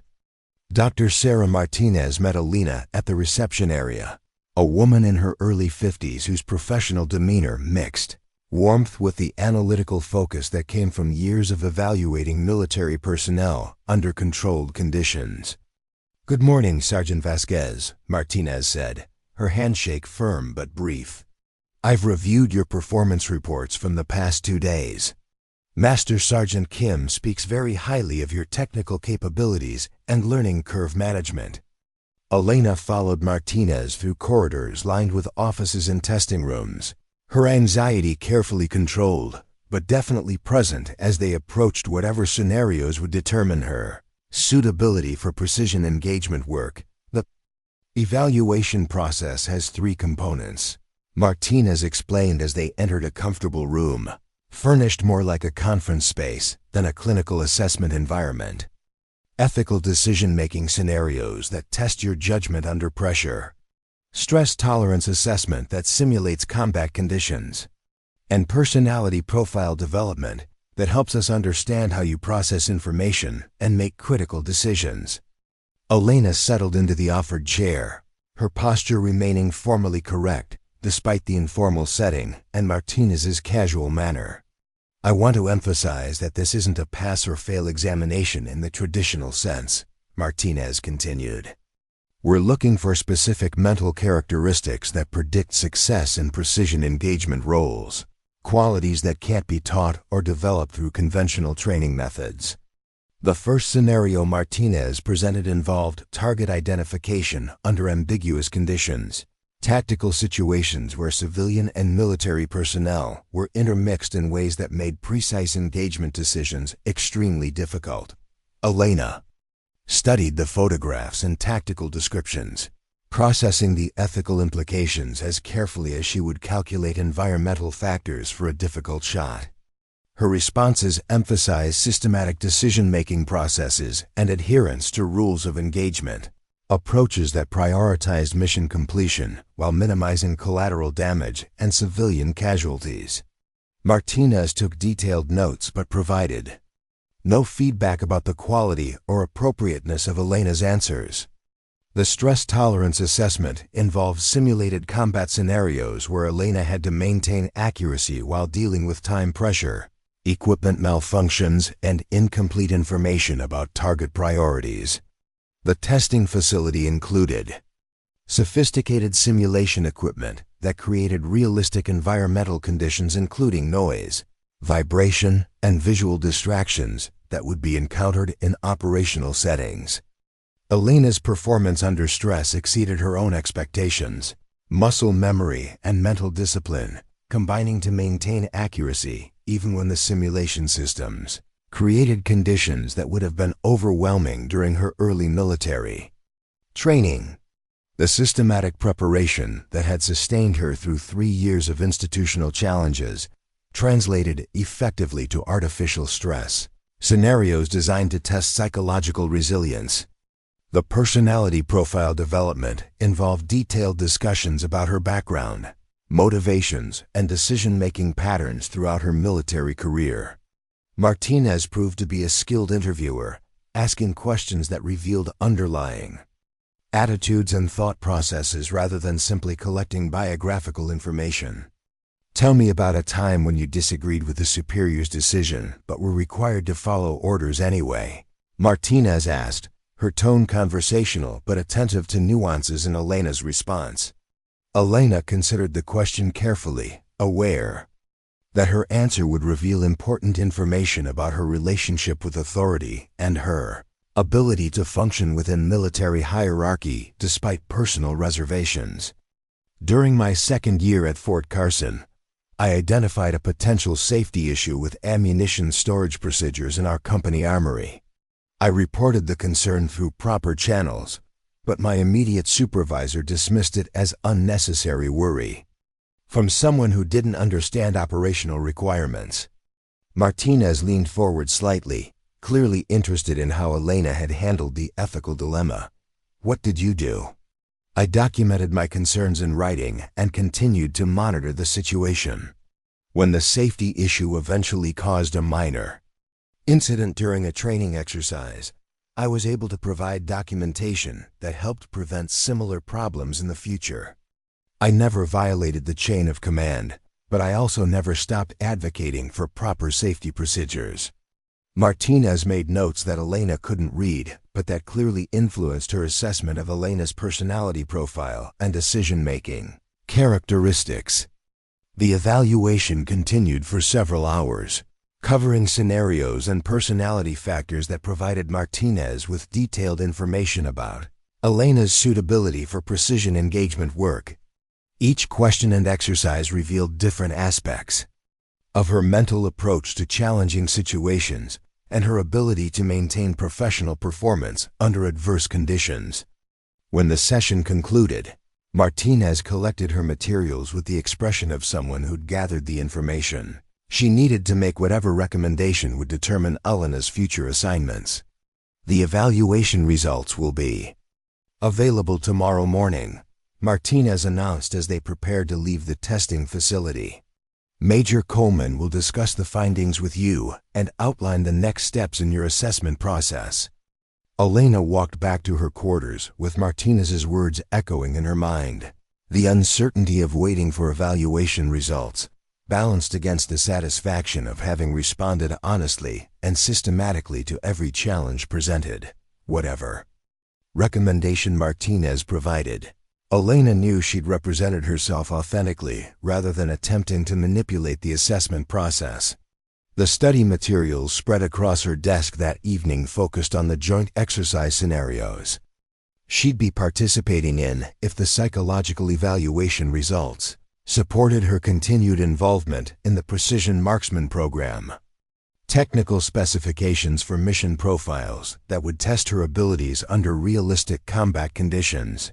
Operational scenarios that required capabilities she'd been developing for 3 years, without opportunities to demonstrate their practical value. Elena fell asleep that night with her mind focused on the approaching decision that would determine whether her journey from marginalized maintenance soldier to precision marksman would continue toward operational assignments that matched her capabilities with meaningful responsibilities. Tomorrow would bring either vindication or disappointment, but tonight she could rest with the knowledge that she'd given her best effort to every aspect of the evaluation process, regardless of whatever institutional judgments awaited her review. Major Coleman's office felt different when Elena entered at 0800 hours the next morning, charged with an energy that suggested significant developments had occurred overnight. The Major sat behind her desk with Dr. Martinez beside her, both women wearing expressions that mixed professional seriousness with something that might have been satisfaction. "Sergeant Vasquez," Coleman began without preamble, "Dr. Martinez has completed her evaluation, and I've received the preliminary results from your technical assessments. We need to discuss your status and the immediate next steps." Elena remained standing at attention, her pulse quickening as she prepared for whatever verdict the evaluation process had produced. "At ease," Coleman said, gesturing toward the chair across from her desk. "This isn't a formal proceeding. It's a planning session for your participation in the joint exercise." The words hit Elena with unexpected force, carrying implications that she'd barely dared to hope for during the uncertain hours since completing her psychological evaluation. "You're recommending me for the exercise?" "I'm doing more than that," Coleman replied, pulling out a folder thick with official documents. "Based on your demonstrated capabilities and Dr. Martinez's assessment, I'm recommending you for immediate designation as a precision marksman with temporary assignment to Operational Detachment Alpha 247 for the duration of the joint exercise." Elena felt the room spinning slightly as she processed the magnitude of what she was hearing. Assignment to a Special Forces operational detachment represented opportunities she'd fantasized about but never quite believed were achievable for someone with her background and unconventional career path. ODA 247 is participating in a 6-week exercise that simulates precision engagement scenarios in urban and rural environments. Coleman continued. They requested a precision marksman with demonstrated ability to perform under pressure and adapt to rapidly changing tactical situations. Your evaluation results indicate you possess exactly those characteristics. Dr. Martinez leaned forward in her chair, her expression mixing professional interest with personal satisfaction. Your psychological profile indicates exceptional stress tolerance and decision-making capabilities under pressure. More importantly, you demonstrated the ethical framework and independent thinking that Special Forces units require in their support personnel. Elena struggled to find words adequate to express her gratitude and determination to justify the confidence being placed in her abilities. "I won't let you down, ma'am." "I know you won't," Colin replied. "But I want to be clear about what you're walking into." ODA 247 has been together for 18 months, and they're accustomed to working with precision marksmen who have extensive operational experience. You'll be proving yourself all over again, but this time to people who measure competence through mission success rather than bureaucratic compliance. The warning carried weight that Elena recognized from her 3 years of navigating institutional challenges, but the context felt fundamentally different. Instead of fighting systematic prejudice, she'd be demonstrating capabilities to professionals who valued performance over politics. "Your temporary assignment begins immediately," Coleman announced, handing Elena a set of orders that would change the trajectory of her military career. "Transport to Fort Bragg departs at 1400 hours. You'll have 24 hours to integrate with ODA 247 before the exercise begins." Elena accepted the official papers with hands that trembled slightly, physical documents that represented the transformation she'd been working toward through years of secret preparation and systematic skill development. "One final thing," Coleman said, her tone becoming more personal than official. Your performance during this exercise will influence not just your own career trajectory, but the willingness of Special Operations Command to consider unconventional candidates for precision marksman roles. You're carrying more than just your own aspirations. The weight of representation settled on Elena's shoulders like familiar equipment. The knowledge that her success or failure would affect opportunities for other soldiers who didn't fit traditional profiles for specialized assignments. I understand the responsibility, ma'am. Dr. Martinez stood and extended her hand, her grip firm and encouraging. You have the mental characteristics for this work, Sergeant Vasquez. Trust your training, trust your instincts, and remember that competence speaks louder than credentials. The flight to Fort Bragg gave Elena time to study the personnel files and mission briefings that would introduce her to the operational environment she was entering.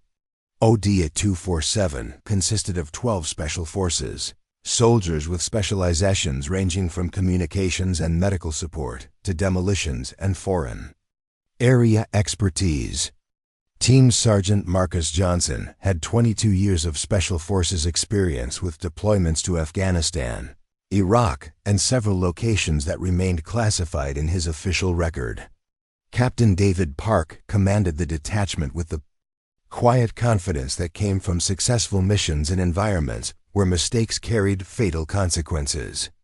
Staff Sergeant Miguel Rodriguez served as the team's communications specialist, but his file indicated secondary specialty in precision marksmanship that would make him Elena's primary professional contact during the integration process.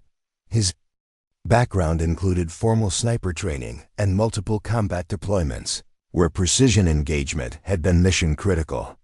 Elena studied each team member's photograph and specialization, memorizing names and backgrounds that would allow her to integrate more effectively with a unit that had been operating together for over a year. These weren't bureaucrats concerned with administrative compliance. These were professionals whose survival depended on accurate assessment of capabilities and immediate acceptance of competent personnel. Fort Bragg's Special Operations Compound looked like a military installation designed by people who understood that appearance mattered less than functionality. Buildings were constructed for efficiency rather than aesthetics. Training facilities prioritized realistic simulation over administrative convenience, and security measures reflected the sensitive nature of missions, planned and executed within the compound's boundaries. Team Sergeant Johnson met Elena at the main gate, a compact man whose bearing suggested competence earned through experience rather than rank achieved through time in service.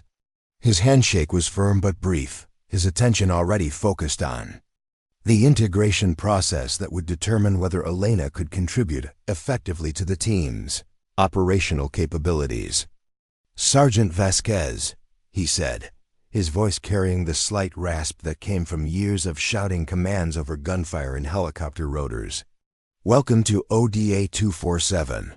We've got 24 hours to get you integrated with our procedures and equipment before the exercise begins.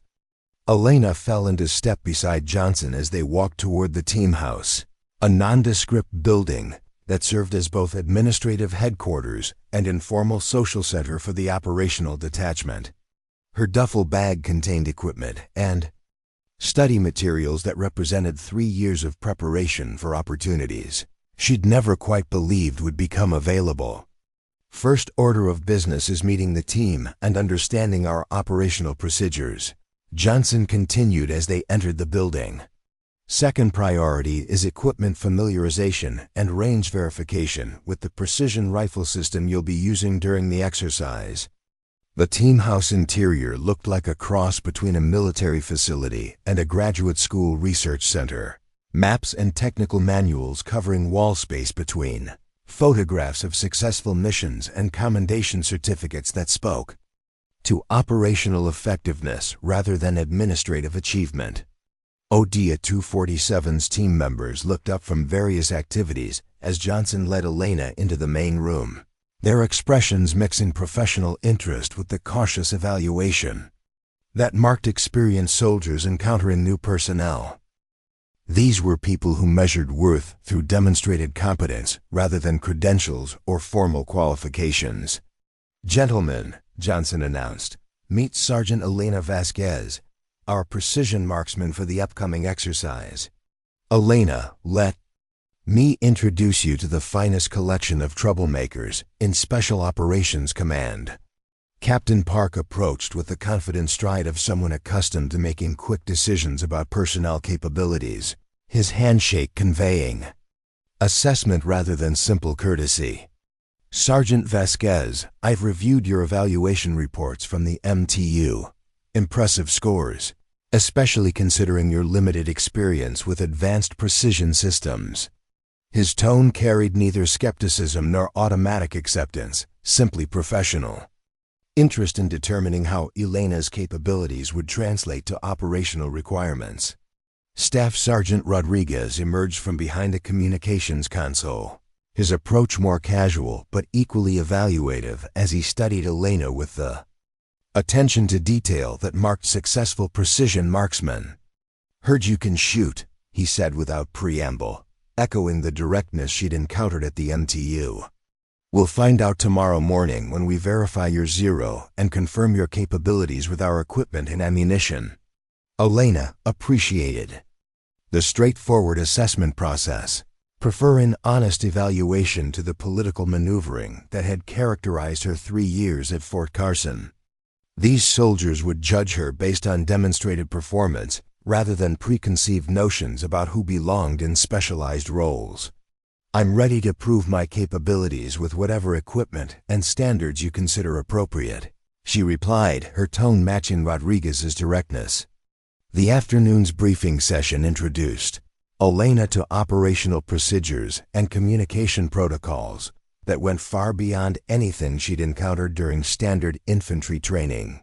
Mission planning methodologies that incorporated intelligence, assessments, contingency procedures that accounted for equipment failures and changing tactical situations, and coordination techniques that allowed small units to operate effectively in complex environments. Each new piece of information built on the theoretical foundation she'd developed through her private study, transforming abstract concepts into practical applications that would be essential for mission success during the upcoming exercise. The ODA's operational sophistication exceeded her expectations, demonstrating levels of planning and preparation that explained their reputation for successful mission completion.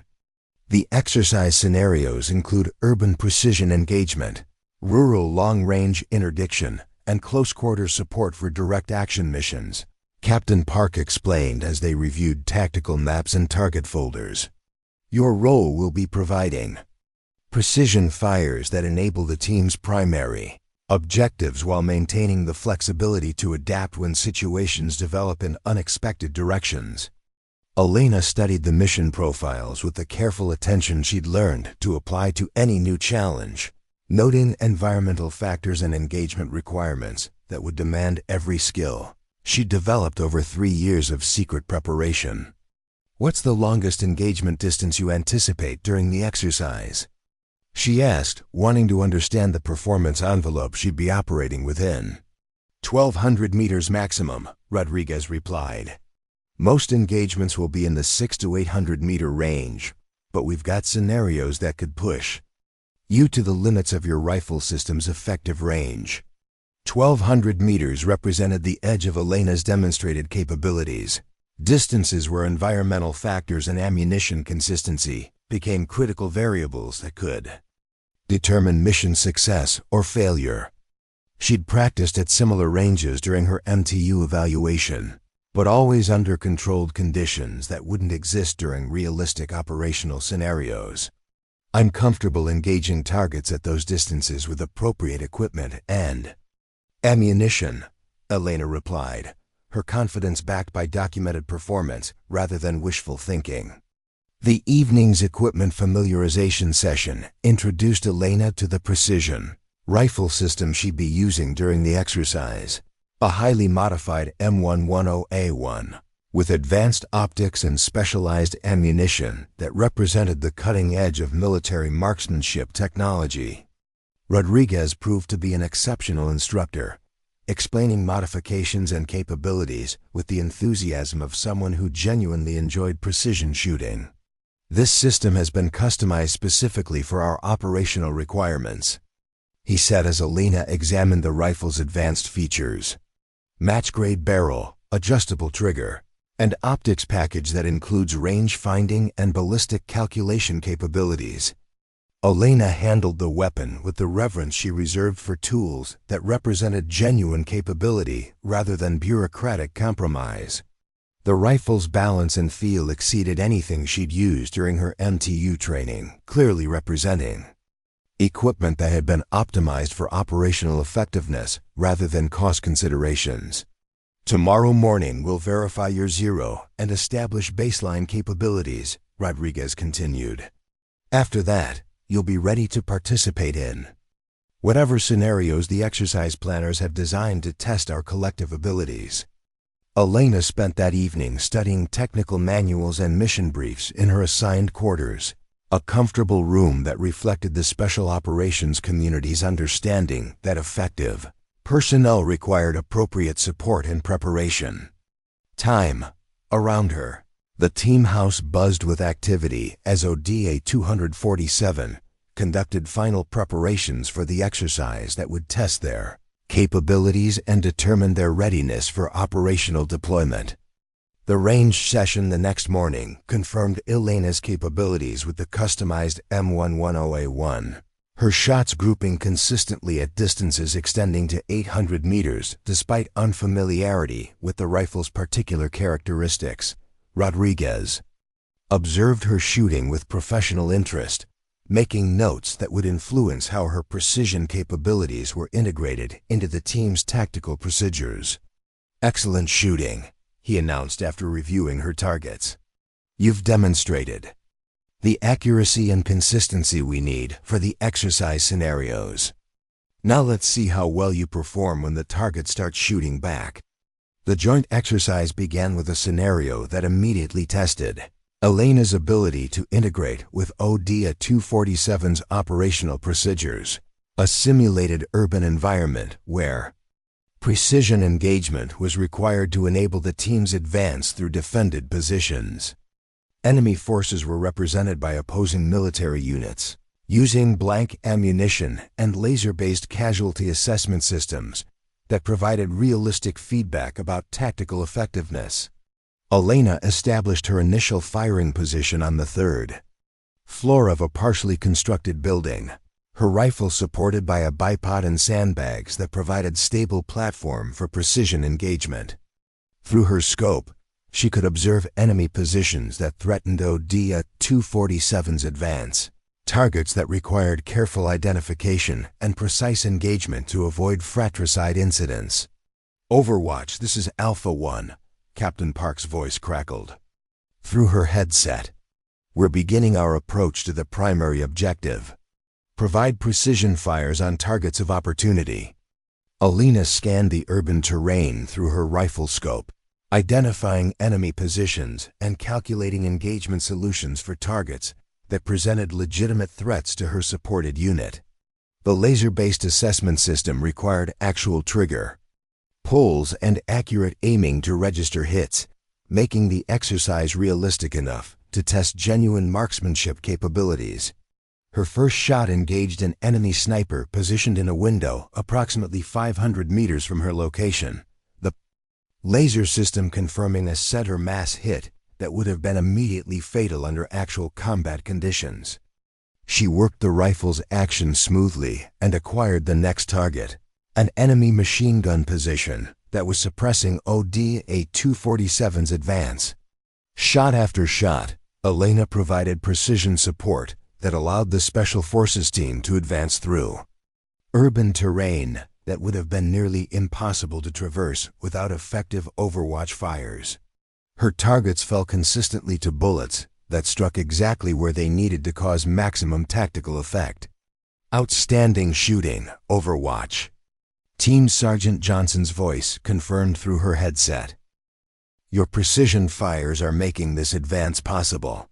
The urban scenario continued for 6 hours, presenting Elena with engagement opportunities that tested every aspect of her marksmanship capabilities.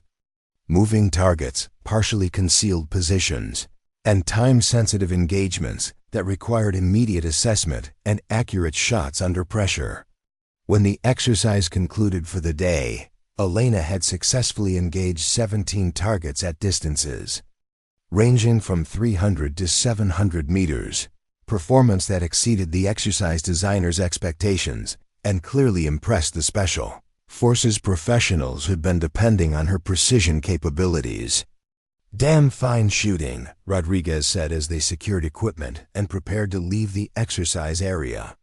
"You've demonstrated exactly the capabilities we need from a precision marksman."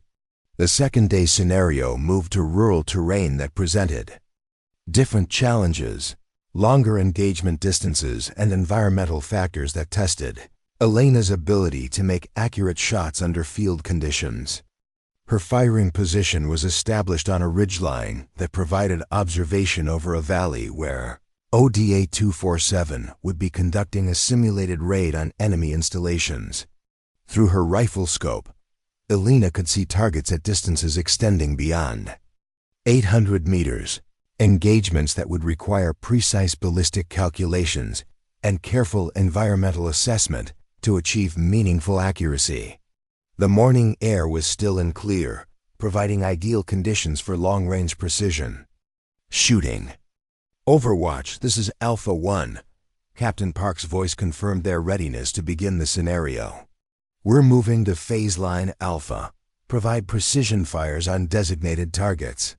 Elena's first engagement was at 900 meters, a simulated enemy commander whose elimination would disrupt the defensive response to ODA 247's raid. She calculated her holdover and wind corrections carefully, ensuring that every variable under her control was optimized for maximum accuracy. The shot broke cleanly, her bullet striking the target with precision that would have been immediately fatal under actual combat conditions. The laser assessment system confirmed her hit, and she immediately began scanning for additional targets that threatened her supported unit. Target after target fell to Elena's precision fires, each successful engagement enabling ODA 247's advance and contributing to the scenario's successful completion. Her longest shot was at 1100 meters, an engagement that required every skill she developed through 3 years of systematic preparation. When the rural scenario concluded, Elena had demonstrated consistent accuracy at extreme ranges under field conditions that replicated the environmental challenges encountered during actual combat operations. Her performance had been flawless, providing exactly the precision support that Special Forces operations required from designated marksmen. "I've never seen shooting like that from someone without operational experience," Captain Park said as they conducted their after-action review. "Your precision fires were absolutely critical to our mission success." The remaining 4 weeks of the exercise presented increasingly complex scenarios that tested Elena's ability to integrate with special operations procedures while providing precision support under realistic combat conditions. Urban environments with civilian populations, rural terrain with extreme engagement distances, and close-quarter situations where precision fires had to be delivered within meters of friendly forces. Each scenario built on previous challenges, demanding higher levels of performance and more sophisticated decision-making as the exercise progressed. Elena's capabilities continued to exceed expectations, her shots consistently accurate, and her tactical judgment sound even under the stress of simulated combat operations. The final scenario was designed as the ultimate test of individual and team capabilities, a complex mission that required successful integration of all specialized skills within ODA 247's operational capacity. Elena's precision marksmanship would be essential for mission success, but only if perfectly coordinated with the team's other capabilities. The target was a fortified compound defended by experienced opposing forces using realistic tactics and equipment. ODA-247 would have to penetrate multiple layers of security, eliminate key personnel, and extract sensitive materials before enemy reinforcements could respond effectively. Elena established her overwatch position before dawn, using darkness, to move into a concealed location that provided observation over the primary approaches to the target compound. Her rifle was equipped with night vision optics that would allow precision engagement even in limited visibility conditions. Overwatch, this is Alpha 1. Captain Park's voice confirmed the beginning of the final scenario. We're beginning infiltration. Stand by for target designation.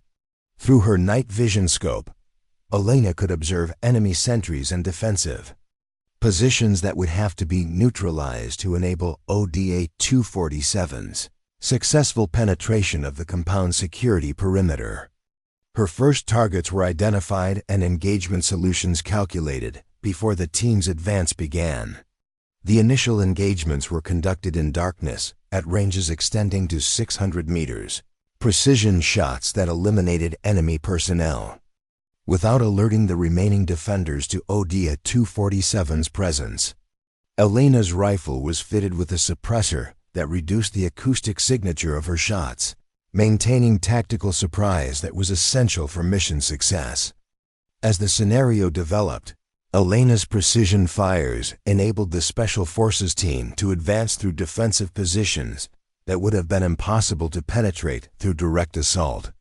Her targets included enemy commanders, communications personnel, and weapons crews whose elimination created gaps in the defensive response.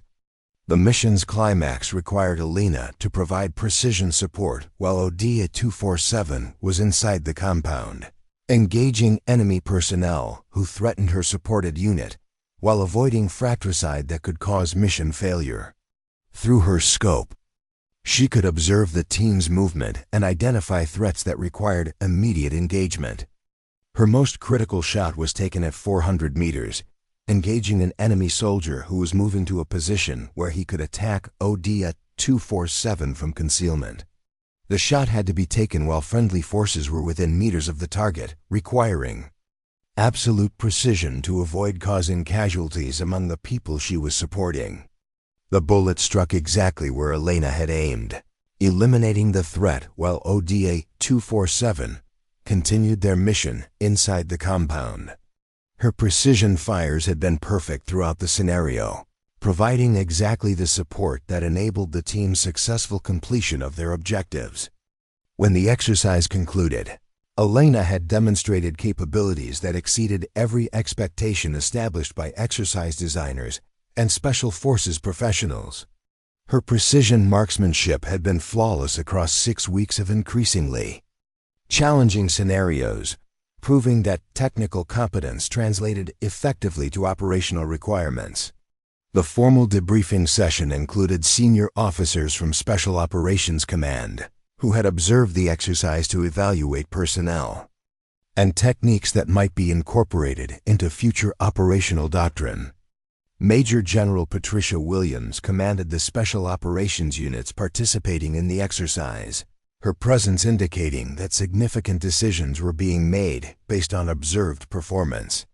Sergeant Vasquez, General Williams said, as the debriefing session focused on precision marksmanship capabilities, your performance during this exercise has been exceptional.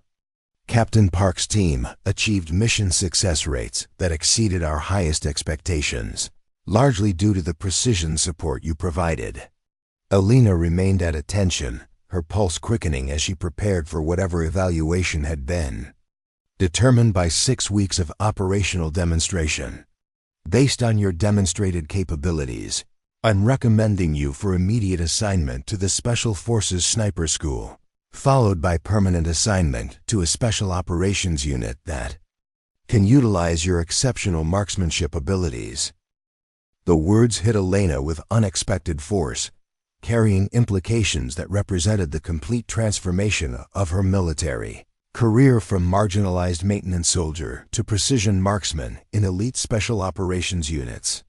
Furthermore, General Williams continued, your success in this exercise has influenced our personnel, Policies regarding unconventional candidates for specialized assignments. Captain Park has requested your permanent assignment to ODA 247, and I'm approving that request effective immediately. Elena felt the room spinning slightly as she processed the magnitude of what she was hearing. Permanent assignment to a special forces operational detachment represented opportunities she'd fantasized about, but never quite believed were achievable for someone with her background and career path. "Thank you, ma'am," she managed, her voice steady despite the emotions that threatened to overwhelm her professional composure. Captain Park approached with the expression of someone who'd found exactly what his unit needed for continued operational success. "Welcome to ODA 247, Sergeant Vasquez. Permanently this time."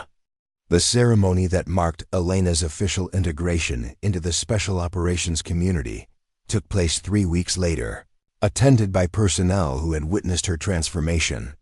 From overlooked maintenance soldier to precision marksman whose capabilities exceeded institutional expectations. Major Coleman represented the marksmanship training unit, her presence indicating continued interest in Elena's development and future contributions to precision engagement doctrine. Dr. Martinez had traveled from Fort Benning to witness the culmination of an evaluation process that had identified potential in an unconventional candidate, her assessment having provided the psychological foundation for Elena's acceptance into specialized assignments that demanded exceptional mental characteristics. Most significantly, Master Sergeant Rodriguez stood beside Elena as she received the insignia and certifications that marked her transition from temporary assignment to permanent member of ODA 247, his recommendation having been instrumental in convincing Special Operations Command that her capabilities warranted continued investment. 6 months ago, Elena said during the brief remarks she was invited to make, "I was cleaning equipment in a maintenance hangar while qualified personnel performed missions I knew I was capable of supporting. Today I'm beginning a career that will utilize capabilities I've been developing for 3 years without opportunities to demonstrate their practical value." The audience included soldiers from various backgrounds and specializations, personnel who understood the challenges of proving exceptional capabilities within institutional structures that often prioritize conformity over competence. "The difference wasn't my abilities," Elena continued. "Those remained constant throughout 3 years of systematic marginalization. The difference was finding people willing to evaluate performance rather than credentials, capabilities rather than conventional profiles." General Williams approached the podium as Elena's remarks concluded, her expression mixing professional satisfaction with institutional recognition of lessons learned through the exercise process.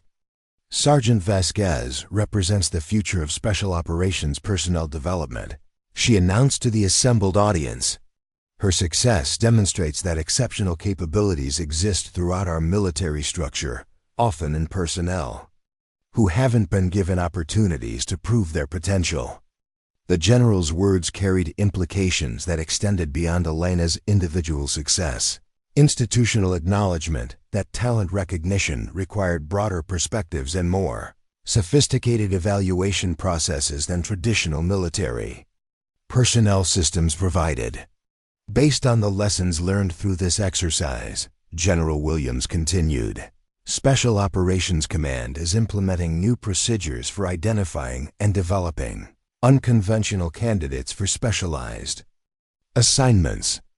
Sergeant Vasquez's journey from maintenance soldier to Special Operations precision marksman will serve as a model for future talent development initiatives. Elena stood at attention as the ceremony concluded, her mind processing the magnitude of transformation that had occurred through 6 months of opportunities to demonstrate capabilities that had been suppressed for 3 years. Around her, the Special Operations community buzzed with professional conversations and administrative activities that represented her new operational environment. The woman who had been called dead weight by institutional prejudice had proven her worth through precision shots that enabled Mission success under the most demanding conditions the military could simulate. Her rifle had spoken with authority that transcended politics and personalities, proving that competence could overcome systematic marginalization when given appropriate opportunities for demonstration. That evening, Elena stood on the range where she'd first demonstrated her capabilities to Master Sergeant Kim, watching the sunset paint the Georgia sky in colors that matched the satisfaction of vindicated potential finally given appropriate expression. Her precision rifle rested in its case beside her, equipment that represented not just technological capability, but institutional recognition of her worth as a professional soldier. Tomorrow would bring new challenges and higher standards, as she began advanced training that would prepare her for operational deployments with ODA 247, missions that would test every skill she developed through years of secret preparation and systematic study. But tonight she could rest with the knowledge that her journey from marginalized maintenance soldier to special operations precision marksman had established new pathways for soldiers whose capabilities didn't fit traditional institutional categories. The rifle range fell silent as darkness settled over Fort Benning, but Elena's transformation continued to resonate through personnel policies and evaluation procedures that would provide similar opportunities for future soldiers whose exceptional abilities required recognition rather than suppression. She had proven that the woman they called dead weight could carry the most critical responsibilities when given equipment that matched her capabilities and missions that utilized her talents. The shots that saved her career had also changed institutional understanding of how talent could be identified and developed within military organizations that often overlooked their most valuable human resources. Elena walked toward the team house where ODA 247 was conducting evening preparations for upcoming training exercises, her boots echoing across pavement that led toward operational assignments she'd earned through demonstrated competence rather than bureaucratic favoritism. Behind her, the range where she'd first proved herself remained silent, but the implications of her success continued to influence personnel decisions and career opportunities throughout the special operations community. The precision marksman who had emerged from 3 years of institutional marginalization was ready to begin the operational career that her capabilities had always deserved, carrying responsibilities that matched her talents and serving with professionals who valued competence over conventional profiles. Up next, you've got 2 more standout stories right on your screen. If this one hit the mark, you won't want to pass these up. Just click and check them out.